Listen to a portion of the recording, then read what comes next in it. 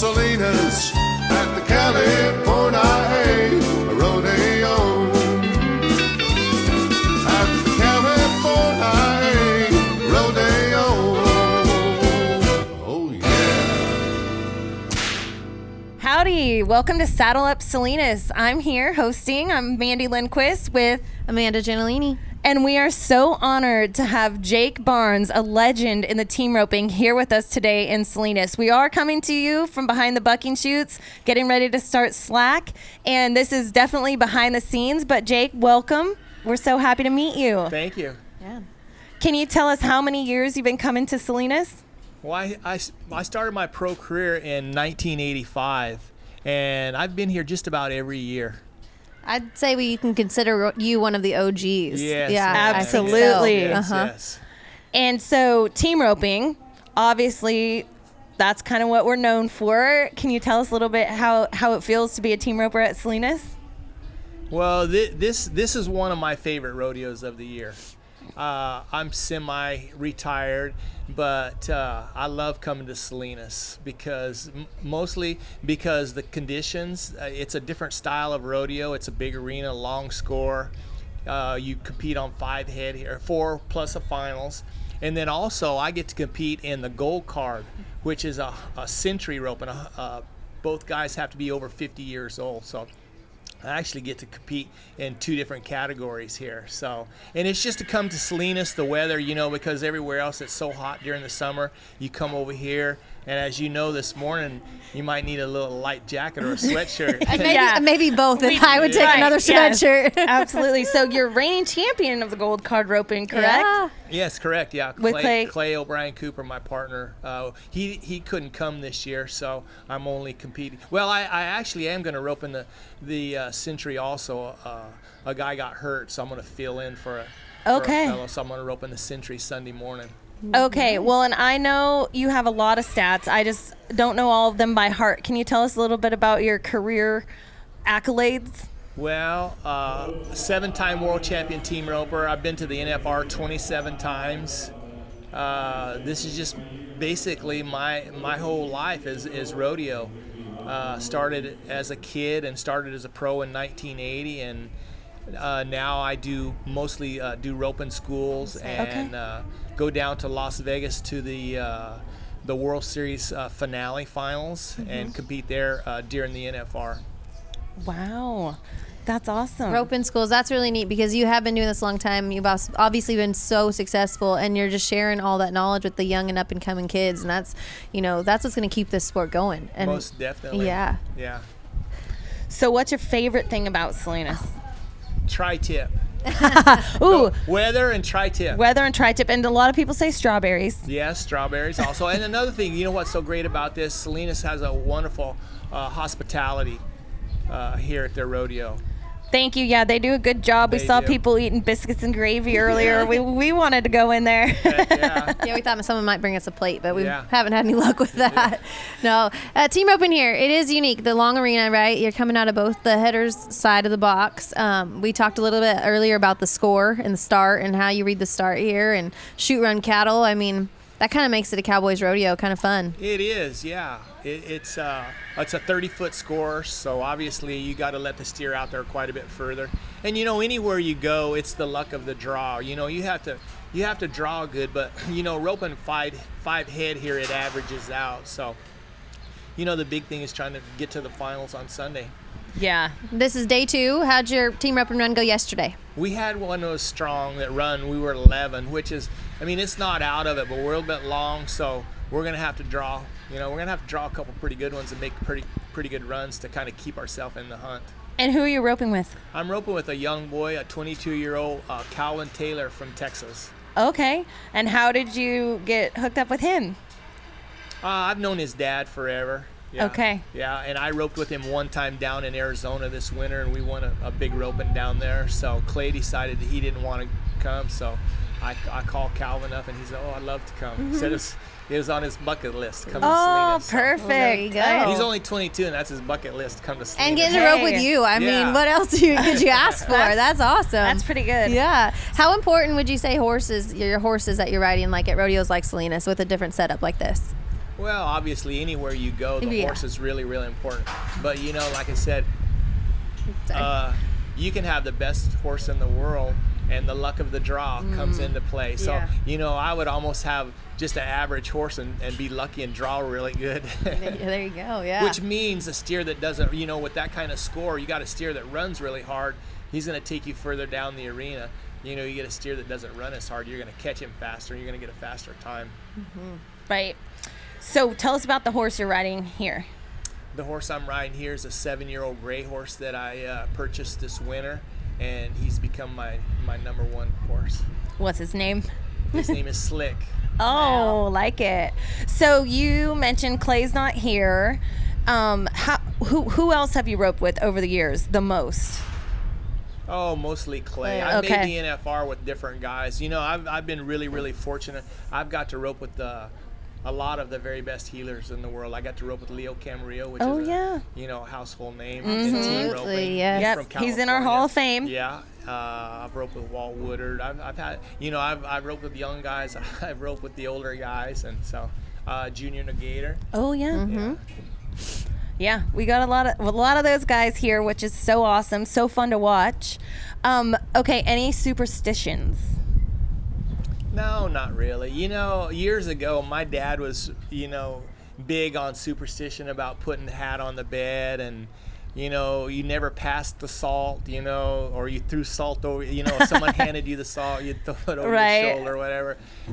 Or a black cat across the road. You know, I don't look at any of that stuff. You know, it's just, I'm a competitor, and you know, preparation, you know, what makes me, you know, win. If I'm prepared and I do my job, I should win. You know, like I say, the only thing that I can't control in rodeo is the luck of the draw. Right. You know, the draw is so important. And you know, as a stock contractor, or you're never going to get them even. There's going to be some that are faster than the other ones. So it's kind of fast, medium, and slow. And so hopefully you draw medium, slow. You know, you got all the best ropers in the world. And, you know, the thing about roping is just, it's a game of mistakes, especially at Salinas roping 5 heads. So, you know, you're just trying not, you know, a broken barrier or a 1 foot catch is a 5-second penalty. So, you know, you're basically out. If you break the barrier or you rope a leg, you're out. Pretty Yeah. much. Consistency. So then you're having to try to go for the go rounds, which then it's extremely hard then too, because then the luck of the draw really comes into play for the fact that you need to have one of them slow steers to make a fast time. Yeah. Absolutely. A lot goes into team roping here and just roping in general, but like being prepared, and when the luck of the draw and your preparedness comes together, right? That's when magic happens. Yeah, well, you do everything that you can. You know, you try to pair up with the best partner that has the same goals as you do, and you know, Clay and I still to this day, when we're not off doing schools and we're gonna have something going on, we practice. I mean, this is you know, our living and a hobby also. I mean, Right. I don't play golf, I don't fish. You know, I like to rope, so. Right? I love that. So what would you say? I know you give a lot of schools and don't give it away all for free, but what is your biggest piece of like key advice that you give to younger ropers? Go to a roping clinic and get some really, really good advice, and get some good fundamentals.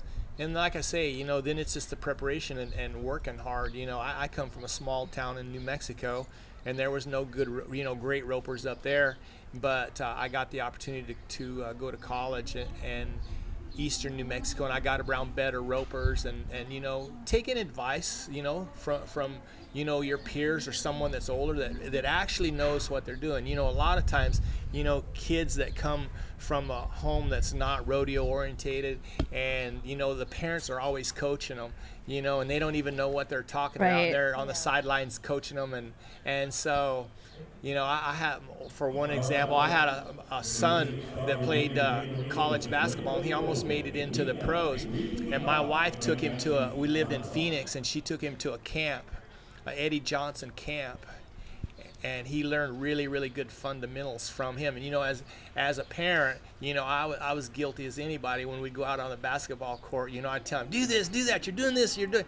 And when he come back from the camp and told me what he had learned, Pop's coaching days were over. So. You're gonna stick to roping. Yeah, stick to rope and stick to what and give some good advice and I mean you're going to be light years ahead on your fundamentals and learning how to play the sport. Yeah, you've been doing this a long time, but who's somebody that you looked up to as a kid when you first started roping, and who did you want to learn like from? I said though, there was where I grew up. I mean, I was just infatuated with roping, and so there was no great ropers from the area that I was in.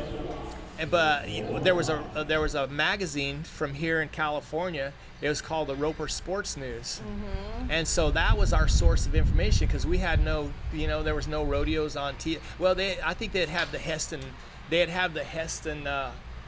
Heston NFR, but that was basically all that was ever on TV. We had no internet. We didn't have any cell phones. We had no source of communication other than that Roper Sports News. But I would was subscribed to that the magazine, and I would get pictures of, and I would read the winners basically of the the Walt Woodards, the Camarillos were all the news in the magazine. So, but I didn't really ever. I was basically self-taught by watching other the better ropers how they did it, and I would try to imitate what they did. Okay, yeah.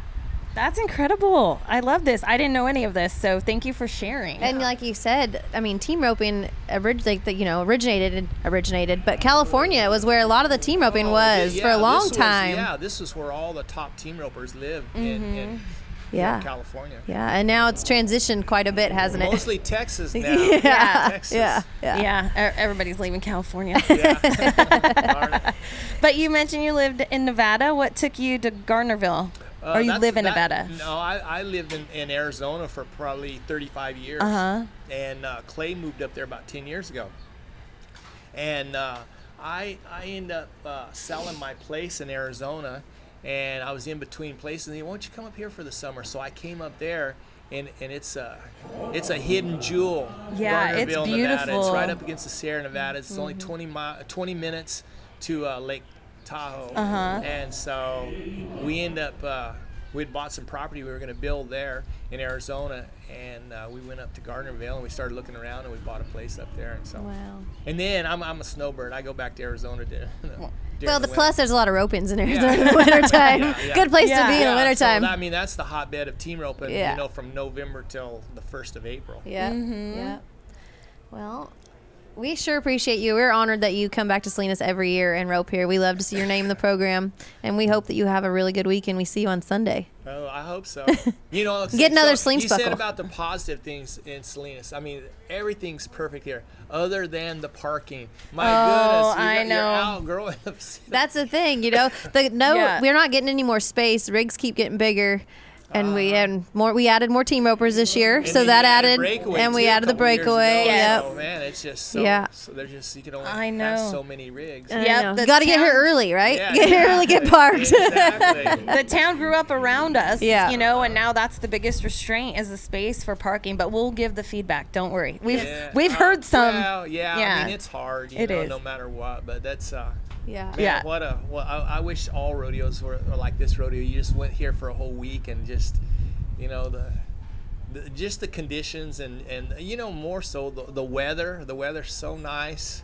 And then being able to come to, this is a plug-in for Pete's Fish Market over. Oh, yeah? Yeah, everybody goes over there and eats and, comes in here. And the big thing is tri-tip. Boy, the tri-tip. Most people don't even know about it. I know. Right. They're missing out. They're missing out. California cut for sure. Okay, so before we go though, I know since you've been coming for so long, besides the fish market, like any other places that you always go every year, or things that you like to do when you're here? Mostly just hang out. I like to, the slack is all day long, so I enjoy just watching the other events, because of the conditions, the tie down roping, the breakaway roping, the steer wrestling. Steer wrestling's really interesting to watch because you see some pretty good wrecks. Oh, yeah. Big, long, hard running arena. Woo. And then, the slack gets over kind of late, and so then you go take a nap for a little bit and then come back and watch the rodeo. Go to the Go to the hospitality tent and indulge, and then it's time to watch the rodeo, and then go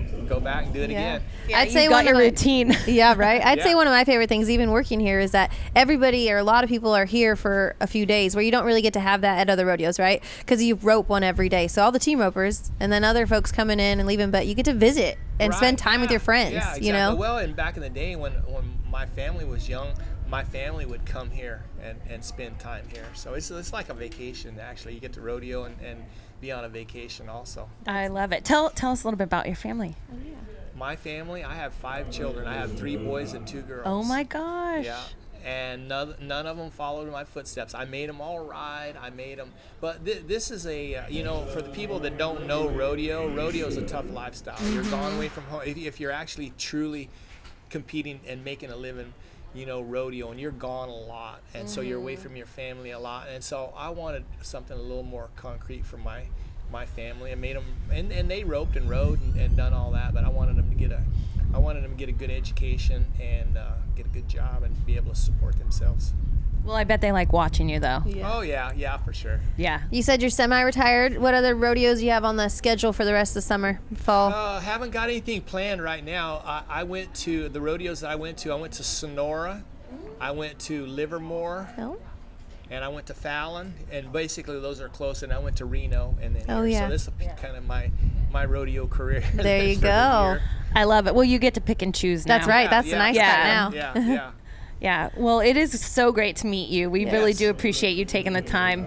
And good luck. Yeah. Hopefully Thank we you. see you on Have Sunday. Have a good rest of the week. Remember, I need it. Yeah, luck of the draw. We're sending you. We're putting it out there, right? There you go. Manifesting good luck of the draw, because it's shoot run. So I you accept really, it's really luck of the draw. Yeah. You get there and you don't know what you have till you're in the box, huh? Well, yeah, A most few guys, behind. The guys will sit around and it's important to sit around and watch. Mm-hmm. And so you have a position drawn, and so you'll go back there and you'll count back, and kind of there's like 100 and how many ever teams? 110 teams. So there's 110 teams. So it's impossible to memorize 110 steers, but there'll be certain ones with characteristics, like a white one or a black and white one, or one that's got a bigger horns or this or that or whatever, that's good or bad or whatever. And then, before you rope, you count back and see how far back, and you kind of know what your steers, because the way this setup is both guys come from the left side of the chute,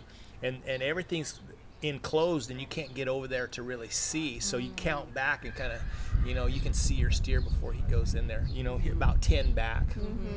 Yeah. Team roping's fun to watch here. We love it. Yeah. Well, and we could keep going all day, but I know. remember when